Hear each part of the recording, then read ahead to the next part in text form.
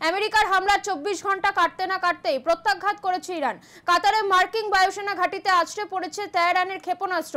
ইরানের এই হামলা নিয়ে এবার মুখ খুললেন আমেরিকার প্রেসিডেন্ট ডোনাল্ড ট্রাম্প। আমেরিকার হামলা 24 ঘন্টা কাটতে না কাটতেই প্রত্যাঘাত করেছে ইরানে।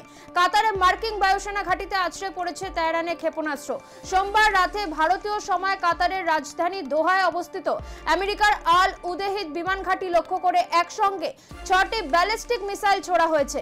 তবে এই হামলায় এখনো পর্যন্ত কোনো হতাহতের খবর মেলেনি। শুধুমাত্র কাতার নয়, ইরান, বাহরিন এবং কুয়েতের মার্কিন সেনাঘাঁটিতে হামলা করেছে ইরান। এরপরই সাময়িকভাবে বন্ধ করা হয়েছে বাহরিনের আকাশসীমা। প্রসঙ্গত, গতকালই ইরানের বিদেশ মন্ত্রকের সঙ্গে কথা হয়েছে রাশিয়ার। তারপরেই কাতারে মার্কিন বায়ুসেনা ঘাঁটিতে আছড়ে পড়েছে তেহরানের ক্ষেপণাস্ত্র। তাহলে কি এর পেছনে রাশিয়ার প্রচ্ছন্ন মদত রয়েছে? একাধিক প্রশ্ন সামনে আসছে, প্রশ্ন থাকছে কূটনৈতিক মহলকে নিয়েও।